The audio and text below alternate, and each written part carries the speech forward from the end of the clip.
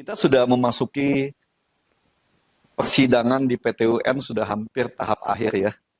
Jadi saya rasa di sini sudah terbuka semua lah ya, bahwa sangat jelas Kemenkumham tidak mempunyai bukti-bukti atau saksi apapun yang berkaitan dengan legalitas dari Dirjen AHU Saudara Cahyo untuk melakukan pemblokiran terhadap SHBH Yayasan.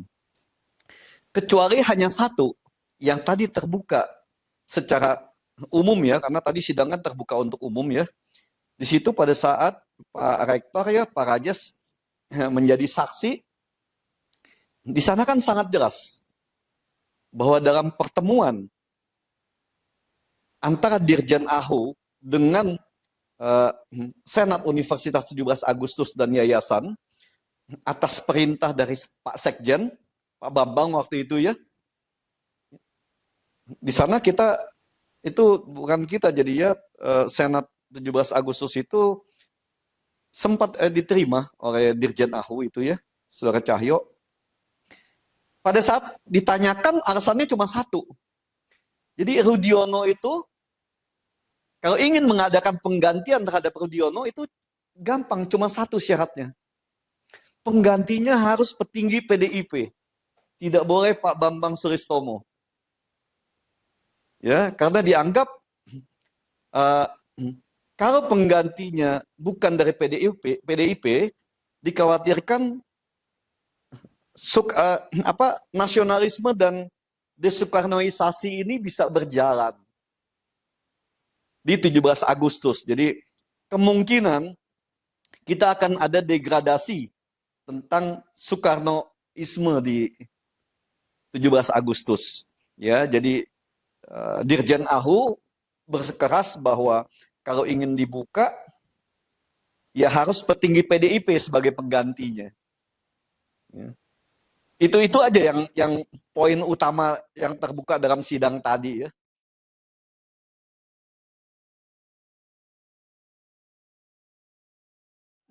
Motifnya 17 Agustus harus kembali menjadi partai politik, menjadi kampus politik. Dan itu saya tentang. Secara jujur saya sampaikan, saya menentang kampus menjadi antek-antek dari partai politik. Karena tugas dan fungsi kampus adalah mencerdaskan bangsa, bukan mempolitisasi dunia pendidikan. Ya, jadi jelas di situ ya. Saya tidak ingin apa yang sudah saya bangun 14 tahun ini harus hancur karena kepentingan politik partai politik tertentu. Walaupun di situ dijanjikan bahwa kalau PDIP yang masuk, maka semua fasilitas kita akan dipenuhi. Baik itu sumbangan atau hibah-hibah dari pemerintah, dana-dana dukungan dari pemerintah, semua akan diberikan kepada kita. Tapi kita sampaikan bahwa terima kasih. Ya, kita ingin concern mendidik bangsa ini dengan nasionalis kebangsaan. Politik kebangsaan. Bukan politik kekuasaan. Ya, jadi sangat jelas itu ya. Politik kita adalah politik kebangsaan, bukan politik kekuasaan. Itu aja yang saya inginkan. Masih yang saya kawal masih terkait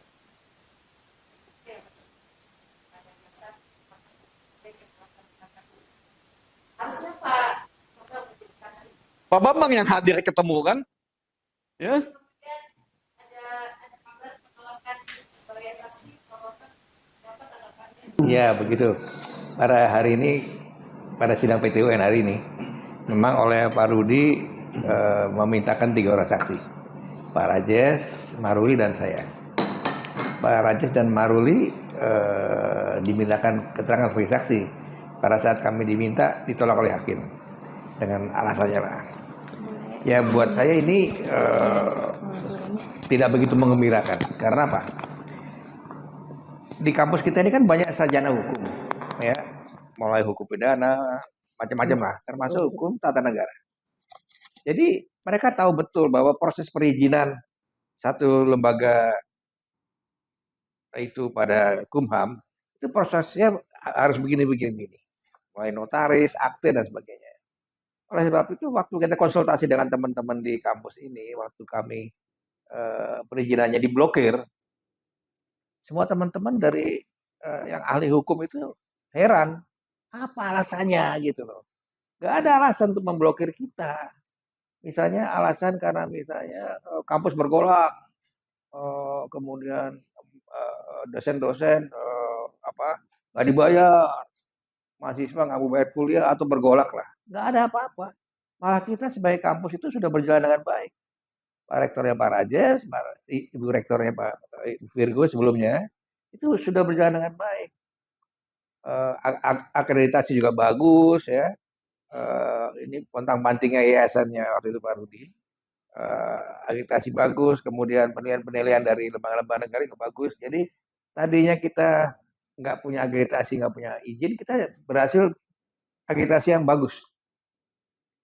Nggak ada masalah. Jadi kalau dia mau blokir itu alasannya apa? Nggak ada apa-apa. Nah, oleh sebab itu saya lihat pada saat kita menghadap Kumham, ketemu Cahyo itu.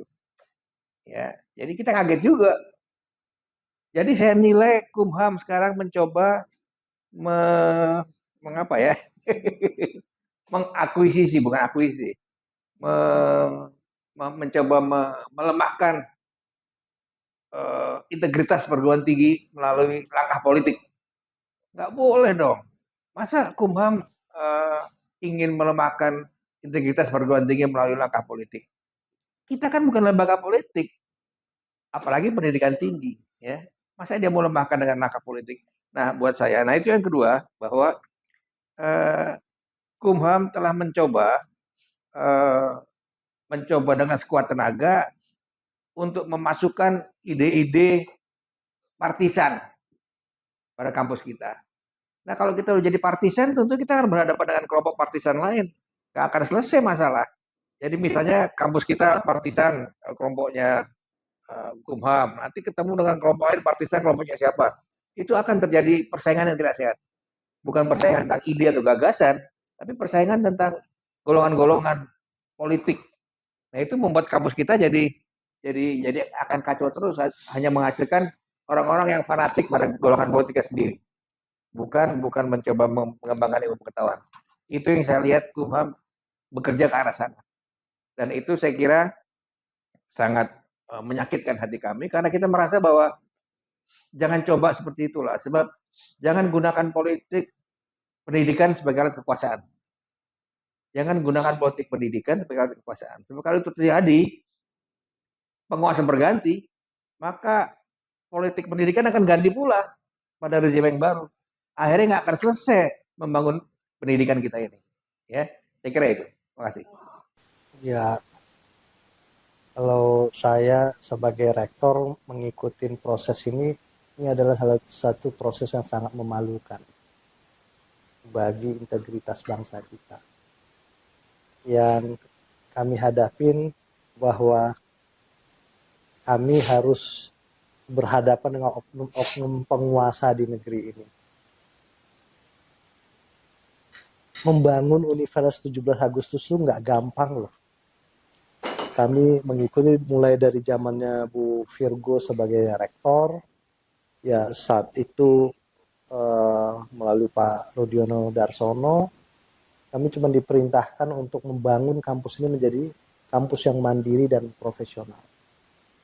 Dan itu tidak mudah. Dan hasilnya dari yang tidak ada apa-apanya, izin mati, itu bisa berjalan selama entah apa 7 tahun, itu izin mati, kampus tetap berjalan loh. Gak ada aksi apapun, baik dari pemerintah maupun dari yang menuntut proses ini.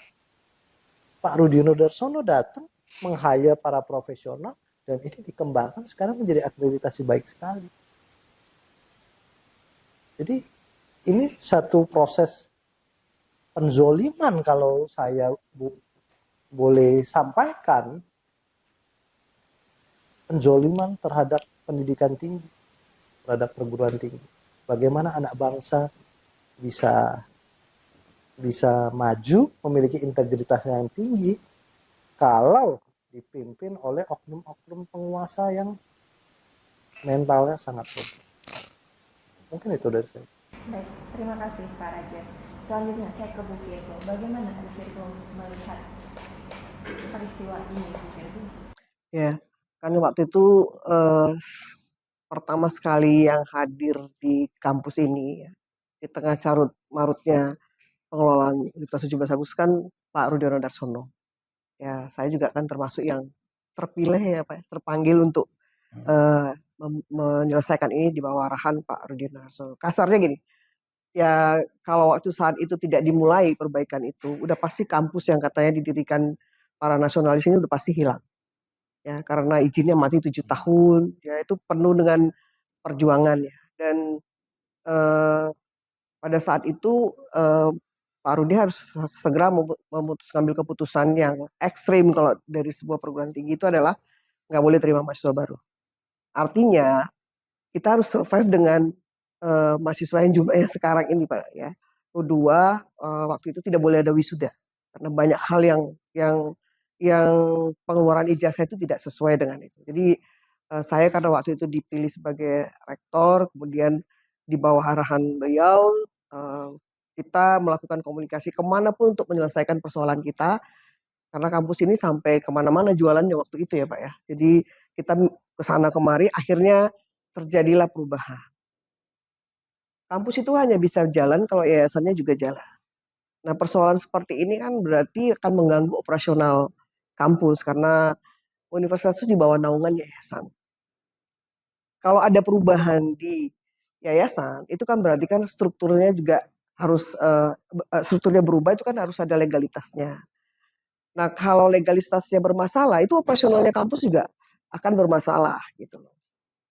Seperti yang sekarang ini, kalau memang perubahan itu kita diblokir, itu akan jadi masalah dengan terutama Pak Rektor sekarang nanti akan bermasalah dengan komunikasinya dengan yayasan karena kan belum beres persoalan ini. Sementara kita tuh kan mendidik anak bangsa kan. Ini kan sentra pendidikan anak bangsa. Saya heran kalau petinggi negara ini tidak ke situ arahnya karena ada kepentingan politis mungkin. Ya waktu itu memang saya termasuk yang karena saya rektor waktu itu bertemu dengan saudara Pak Cahyo ya waktu itu ya dirjennya. Di situ jelas sekali muatan yang mau disampaikan ke kita. Ya kalau Pak Rudi mengundurkan diri, yang paling berhak di situ adalah petinggi PDIP. Kita juga waktu itu sangat heran ya waktu itu. Padahal selama kondisi 17 itu terpuruk sampai jadi sekarang seperti ini, nggak pernah ada itu PDIP mau ngasih concern perhatiannya ke kita, itu nggak pernah ada. Waktu itu juga saya ngomong, selama ini nggak pernah ada urusannya dengan ya kita kan sudah hampir jatuh ya, apalagi ada peraturan, iya ada peraturan-peraturan. Saya bilang kalau memang tidak jalan waktu itu perubahan itu udah pasti kita tenggelam. Bayangin kampus yang didirikan para nasionalis harus hilang gitu loh. Nah setelah udah bagus, ribut nih mau masuk, kalau misalnya Pak Rudi mengundurkan diri, yang masuk itu adalah petinggi PDIP. Ini kan sesuatu yang aneh gitu ya, seorang katakanlah pemerintah yang katakanlah concern dengan kehidupan anak bangsa, dengan pendidikan anak bangsa, berpikirnya kok sampai picik begitu gitu loh. Nah itu yang, jadi ini memang harus diselesaikan, kita fight sampai titik darah penghabisan karena kita tahu kita benar. Itu dari saya. Terima kasih Bu Virgo. Ini saya dengarnya karena saya tahu detailnya, baru tahu detailnya penjelasan bapak-bapak sekalian. Pak Rudi, artinya benar apa yang dikatakan oleh Pak Bambang, Pak Rajes dan Bu Virgo bahwasanya sebenarnya motif nih Pak, kembali lagi kita bicara motif. Jadi motif oknum-oknum ini ingin menjadikan kampus kita sebagai pendidikan partisan, pendidikan menjadi partisan politik. Bagaimana Bapak selaku pakar hukum melihat ini? Sebenarnya dulu itu motifnya ada dua motif ya. Pertama motif politik, ya. Kedua motif dari aset yayasan. Ya, di sini dulu kan banyak oknum-oknum sebelum kami ya, dulu yang mengaku alumni itu dan juga bekerja sama dengan pimpinan-pimpinan dari kampus yang lama, mereka bekerja sama untuk menjual aset-aset yayasan. Ya, penjualan aset itu terjadi pada tahun 2006 ke PT Kreativitas Mandiri dan tahun 2007 kepada PT Bangun Arca Tama.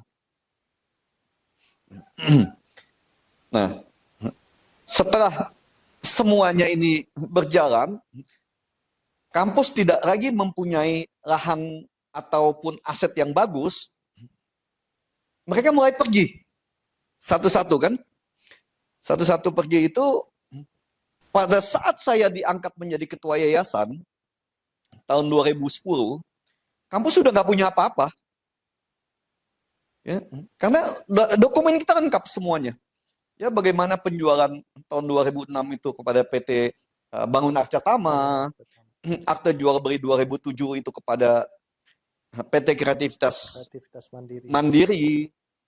Ya, itu semuanya kita ada semua, dan ada juga surat klarifikasi pengakuan dari mantan-mantan pengurus kepada Dirjen Dikti tentang aset dari Yayasan 17 Agustus pada saat itu. Surat-surat asli kita masih punya semua. Nanti kita akan buka pada saat nanti mungkin di pengadilan ya. Di pengadilan kita akan buka semuanya tentang aset ini. Kita pernah buka waktu itu, tahun 2018. Tapi karena prosesnya berbeda, jadi tidak semua kita buka. Nanti ada second section ini, gugatan kita tentang penggelapan pemalsuan, ini kita akan buka semuanya lagi.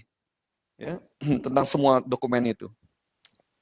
Jadi permasalahan yang paling berat kita hadapi itu, di samping politisasi oleh oknum-oknum petinggi partai politik tertentu, di sini adanya permainan mafia tanah. Ya, permainan mafia tanah yang berkolaborasi atau kerjasama dengan oknum di Kemenkumham. Ini yang saat ini kita dapat. Ya. Itu jumlahnya nggak main-main, sekitar 2 miliar itu. Ya, dan uang itu bermain kepada siapa semua segala macam. Nanti saksi hidupnya itu ada Pak Bambang Prabowo, ya, yang pada saat pertemuan-pertemuan dan terjadinya transaksi keuangan itu, di situ beliau yang sangat tahu bahwa ada oknum mafia tanah yang bermain dengan pejabat di Kemenkumham untuk mengesahkan sebuah akte yang pada saat ini sudah dibatalkan, akte palsu gitu ya, akte fiktif yang saat ini sudah dibatalkan oleh pengadilan, ya, dan sudah inkrah pada hari ini. Satu-satu kita batalkan, ya, jadi akte-aktenya ini satu-satu kita batalkan. Karena kalau kita selalu main di pidana, aduh, itu biayanya mahal, ya, kan tahu kan, pengadilan itu untuk mencari keadilan di Indonesia, itu kita kalau nggak kuat-kuat, kita nggak akan pernah mampu menjalani sistem penegakan hukum di Indonesia. Itu mahal sekali. Setiap kali pintu, setiap kali peraturan, setiap kali proses, itu semua uang dan uang. Ya. Jadi kita coba untuk melakukan yang paling minim biayanya dulu nih, yaitu membatalkan akta-akta palsu. Akta-akta yang kami duga palsu, sekarang ini udah ada 4 atau 5 akte yang kita batalkan ya. Itu masih ada sekitar 5-6 akte lagi itu yang masih akan kita batalkan. Jadi banyak sekali akte palsu dan AJB palsu yang dipergunakan untuk melegalkan semua aktivitas jual beli atas tanah-tanah yayasan. Nah, ini yang membuat mafia tanahnya itu, karena dia sudah menjual tanah ini kepada pihak lain. Nah, ini mereka kelapakan sekarang. Dengan akte-aktenya kita mulai batal-batalin ini kan. Tapi ini terus kita akan jalankan. Ya, pembatalan-pembatalan kita akan jalankan. Jadi pidananya kita memang sementara kita hentikan, bukan karena kita nggak mau repot dulu atau gimana enggak ya. Karena biayanya terlalu mahal hari ini. Mencari keadilan di pidana itu mahal sekali. Dan belum tentu jalan. Kita diadu kuat. Kadang-kadang adu pangkat juga antara siapa backing kita, siapa backing dia. Ini kenyataan. Ya, ini kita alamin sendiri ini. Kita masuk backing kita bintang 1, oh dia pakai bintang 2. Backing kita bintang 2, oh dia pakai mafia-mafia hukum yang banyak bintangnya di sana kan. Ini terjadi, ini bukan main-main ya. Jadi saya buka ini. Dan yang paling jahat juga, yang paling merusak dunia hukum kita, yaitu kita-kita juga ini. Para pengacara ini kan, banyak oknum-oknum pengacara, ya, oknum-oknum dari organisasi kepengacaraan juga, yang memanfaatkan koneksitasnya dengan pejabat-pejabat atau bintang-bintang ini untuk ikut merusak, bukan ikut merusak, yang justru bermain atau mempermainkan hukum, mengajari para aparat penegak hukum untuk mengikuti alur ceritanya untuk menggunakan pasal A, pasal B, pasal C, walaupun kadang-kadang pasal-pasalnya itu semuanya jadi melawan dari undang-undang dan peraturan yang ada. Ya. Jadi ini yang terjadi. Jadi saya buka apa adanya. Ini yang terjadi. Dan kita alami sendiri. Setiap pintu kita mesti bayar. Kalau kita nggak bayar, kita nggak bisa diproses. Makanya untuk sementara ya udahlah kita, karena kita dunia pendidikan kan, daripada uangnya kita buat nyogok-nyogok sana sini, udahlah kita bangun dunia pendidikannya dulu deh. Akte-akte yang memalsukan keabsahan dari sertifikat surat-surat kita, itu kita mulai batalkan satu-satu. Ya, jadi biaya pengadilan itu jauh lebih murah daripada kita masuk prosesnya itu ke pidana. Walaupun sangat jelas di situ pemalsuannya. Pemalsuannya jelas, penggunaan alat-alat palsunya jelas, dokumen palsunya sangat jelas. Belum tentu kita menang. Kalau backing kita kalah kuat, kalau duit kita kalah banyak, nggak jalan proses kita. Jadi Pak Rudi bisa disimpulkan penulis skenarionya mereka ya. Iya, itu. Jadi mau kemana dan mau diatur seperti gimana, itu tergantung kamu punya berapa. Ya, kamu punya berapa dan kamu punya siapa di belakang kamu. Backing kamu siapa. Itu baru bisa.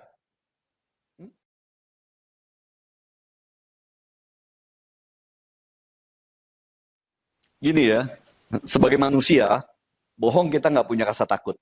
Rasa khawatir, pasti ada. Ya. Tapi kalau kita mau bangsa ini menjadi baik, ya kita jalanin. Hujatan, fitnah, dan semua kata-kata ujaran kebencian itu udah, sejak saya di 17 Agustus itu udah bosan saya dengarnya. Ya. Tapi kan dalam pembuktian kita bisa buktikan semua. Seperti tadi yang saya sampaikan, kita alamin kok. Ini loh akte kita dipalsukan, ini loh notarisnya sudah mengaku ya bahwa pembuatan itu menggunakan oknum-oknum yang mengaku terhadap personel yang datang. Itu semuanya palsu, dibikin skenario. Aktenya juga sudah dibatalkan. Aktenya juga sudah dipergunakan untuk kegiatan hukum lainnya. Jadi kalau pasal 262, 263, 264, 266 itu sudah sempurna. Tapi kalau penyidiknya bilang atau polisi bilang, oh ini bukan pidana, kamu mau apa? Hah? Lapor ke Jokowi, kita lapor sama Jokowi. Lapor ke yang lain juga kita lapor semuanya. Tapi apa ada yang mau mengerti? Atau ada yang mau berbicara tentang kebenaran? Penguasa kita hari ini, mereka tidak mau mendengar tentang kebenaran. Mereka hanya mau mendengar apa yang mereka mau dengar. Jadi yang mereka nggak mau dengar, ya mereka udah masa bodohin. Karena dianggap tidak ada kepentingan dengan saya. Oh itu kan urusan kamu. Jadi di sini rakyat ini memang diadu untuk gontok-gontokan di akar rumput memang. Jadi kamu ribut aja sendiri deh. Kan itu. Ini kenyataan loh. Ya. Ini kenyataan kita ajukan, kita semuanya kita proses. Semua sudah lengkap dan dianggap itu bukan tindak pidana. Saya sebagai dosen saya dosen ilmu hukum, saya dosen di peradilan pidana, saya bingung. Apa sih data saya yang nggak lengkap dari pasal-pasal ini yang ada ini kan sudah sangat sempurna. Tapi kalau penguasa bilang ini tidak siap, tidak bisa diajukan, tidak sempurna, kamu bilang apa? Ya kan? Mau ngadu sama setan pun nggak ada guna. Jangankan sama manusia, sama setan pun, setan nuntut pun nggak diladenin. Kan itu. Ya, hantu nuntut aja nggak diladenin, apalagi kita manusia. Ini rejim sekarang ini kan. Ya, jadi kalau saya dihujat ini itu, saya udah bosan. Saya udah nggak pusing lah gitu kan. Ya. Rasa khawatir, itu ada khawatir. Ya. Tapi kalau kita khawatir, kita menghantui kita, bangsa ini nggak akan pernah baik. Bangsa kita akan selalu dicengkram oleh mafia-mafia hukum, mafia-mafia yang selalu menggerogoti hak dan kepentingan masyarakat Indonesia secara umum. Yang merdeka ini cuma pejabat-pejabatnya aja. Ya, merdeka ini cuma mereka yang memang mempunyai kekuasaan dan kewenangan atau bisa memberi kekuasaan dan kewenangan itu. Sisanya masih ada di luar pintu gerbang. Nggak diajak masuk kita. ini karena ayahandanya beliau ini, Pak Bambang Susatomo kan. Karena Bung Tomo, kita ditinggal di depan pintu gerbang kemerdekaan. Nggak diajak masuk kita.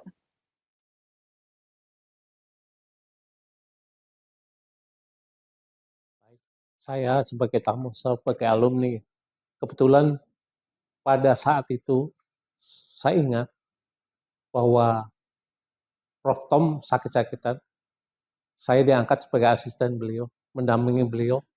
Prof. Tom almarhum itu dulu rektor, dan dia juga sebagai bendahara dan sekretaris yayasan 17 Agustus. Jadi tahun 2013 saya ingat, awal mula saya juga disuruh ke Kemenkumham.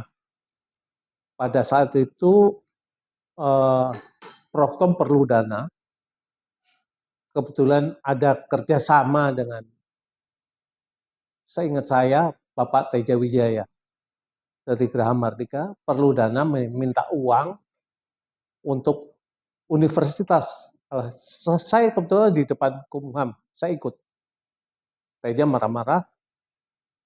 Udah solusinya Pak Tom kalau mau nerima duit dari saya, Pak Tom bikin akte aja sendiri. Pak Teja, ya, bikin nanti saya biaya, saya inisiasi. Akte apa nih? Akte waktu itu berdiri Pak Tom sebagai ketua pembina yayasan. Maksudnya membuat akte yayasan tandingan. Tandingan. Ya. Oh, jadi Pak Teja meminta kepada Pak Tom membuat akte sendiri untuk membuat akte tandingan. Jadi dibuat akte yayasan juga ya atas biaya Teja Wijaya. Iya, atas biaya Teja Wijaya. Huh? Iya, ini makanya ini sengketa yang dibuat oleh mereka sendiri ini kan. Saya ingat itu. Saya ingat kebetulan saya juga alumni kan. Saya juga adik ipar Pak Tom, saya asisten Pak Tom, saya alumni Universitas 17 Agustus. Pak Tom kemudian membuat akte notaris Hasep Judi nomor 1 tahun 2014 nggak salah. Itu sekitar bulan Februari atau Maret ya, saya lupa. Lalu setelah beliau mendaftar ke Kemenkumham dan diterima Kemenkumham, tiba-tiba diblokir akte yang Prof. Tom bentuk itu dari Hasep Judi. Kemudian diblokir lah akte tersebut. Kemudian dengan pemblokiran itu Pak Tom, loh ini diblokir punya saya, ya saya bisa bantu Pak Tom hubungin orang Kemenkumham untuk dibuka. Nanti saya biaya. Teja Wijaya bicara. Untuk ketemu, saya banyak kenalan orang-orang Kemenkumham. Dalam perjalanan itu kami dipertemukan oleh Pak Tom ya, waktu itu oleh Teja Wijaya dikenalkan oleh seorang anggota DPR wanita waktu itu. Namanya nggak ingat. Kami ketemu di Plaza Senayan bahwa beliau bisa mempertemukan kami dengan Pak Tom dengan Menkumham. Kemudian dengan syarat akhirnya mau nggak saya pertemukan dengan Menteri langsung karena beliau adalah teman baik saya. Kemudian terjadilah pertemuan dengan menteri. Dan fotonya ada, saya ikut itu. Waktu itu yang hadir Pak Tom, saya, Kuswoyo, Pak Dang ya, Dang, Daniel Salewani, pengawas, ketua Dewan Pengawas, Pak. Saya nggak tahu, udah meninggal buktinya, saya nggak tahu ya. Ya ada beberapa fotonya ada. Setelah kita ketemu dengan Yasona Lawli, Menteri Kemenkumham, kita diarahkan untuk ketemu Direktur Perdata mengenai pemblokiran akte supaya dibuka kembali. Apa bagaimana? Kita kemudian bertemu dengan Pak Daulat, Direktur Perdata, namanya Pak Daulat, dan meeting bersama beliau. Waktu itu Prof. Tom, saya, ada Fatah Jalani, ada Tuswoyo, lengkap lah waktu itu. Saya nggak ingat lagi, udah lama sih ya. Waktu itu sekitar bulan Juni pertengahan, awal atau pertengahannya, saya lupa. Pokoknya Juni tahun 2015. Itu kami dipertemukan bahwa apa alasan akte Pak Tom itu diblokir. Nah, tiba-tiba waktu kita meeting, Teja Wijaya masuk. Saya juga bingung. Teja Wijaya masuk, dia sebagai apa saya juga bingung, nggak tahu. Dia masuk di ruang rapat itu, di ruangan Direktur Perdata pada saat itu. Dia tanya, kenapa akta Asep Dudi diblokir? Kan harusnya dibuka, nggak ada masalah kan? Itu jelas Pak Tom dijolimi, katanya gitu. Mana ya? Kata Pak Dol, nantilah kita pelajari apa yang. Akhirnya sekitar akhir tahun akhir bulan 2015, Juni 2015, keluar tuh surat. Ada poin bahwa akte yang tidak bermasalah adalah akte tahun 2010 yang Pak Rudiono sebagai ketua yayasan. Terus yang kedua bahwa akte apabila ingin dibuka dipersarankan harus lewat jalur hukum. Dan itu kan urusan saya nggak tahu ya. Karena kami nggak menempuh jalur hukum waktu itu Pak Tom. Jadi Teja dengan bantuan Teja Wijaya bahwa itu mungkin bisa dibantu dengan itu. Tapi keluarnya kebijakan dari pimpinan Direktur Perdata Pak Daulat ya seperti itu. Kemudian bahwa sudah habis cukup uang banyak mengenai gua, ke Pak Tom marah-marah juga. Kenapa yang keluar ini? Saya udah habis 2 miliar. Diduga untuk oknum-oknum dari Kemenkumham. Oknum-oknum saya nggak tahu ke siapa dibaginya. Tapi keluar perkataan gitu. Yang Pak Rudi tadi jelaskan ya seperti itu, benang merahnya. Jadi akhirnya bahwa tetap diblokir Asep Dudi, kemudian universitas saya menindaklanjuti bagaimana dengan nasib akte itu juga saya pikir untuk sampai detik ini juga universitas sudah melakukan 17 Agustus yang sekarang sudah melakukan jalur hukum ya, tindakan hukum. Ya boleh ditanyakan mengenai itu. Ya begitu. Terima kasih. Iya.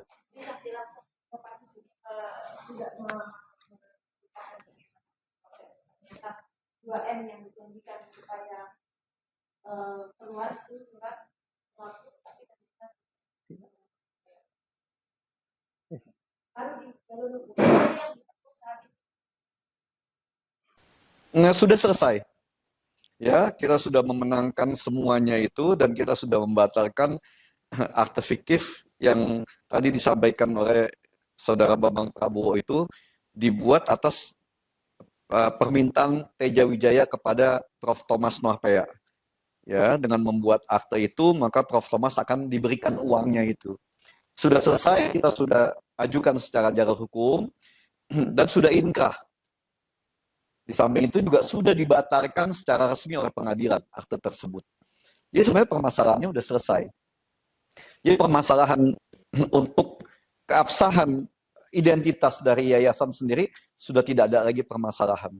Ya, dan kita tidak ada permasalahan apa-apa kecuali permainan dari dulu coba-coba lah ya, permainan coba-coba dari mafia tanah dengan menggunakan atau bekerja sama dengan segelintir oknum-oknum di dalam universitas sebelumnya lah. Ya. Tapi masalah itu udah selesai.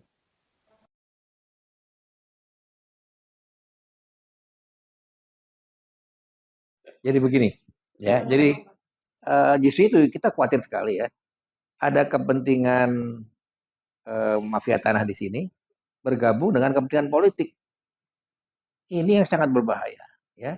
Padahal kita tahu konstitusi kita kan mengatakan bahwa negara kita negara hukum, ya. Ternyata hukum saat ini itu jadi alat jual beli. Kita lihat pengadilan tipikor kan, itu isinya jual beli hukum, jual beli jabatan, jual beli kewenangan, jual beli perizinan. Itu yang terjadi di pengadilan tipikor. Padahal sebetulnya untuk mempersatukan bangsa ini hanya hukum yang adil yang bisa mempersatukan bangsa ini. Coba kita lihat. Kalau masyarakat diperlakukan tidak adil, dia bergolak nggak? Bergolak.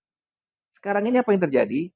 Masyarakat tampaknya udah nggak percaya lagi sama hukum. Mereka lebih senang main hakim sendiri.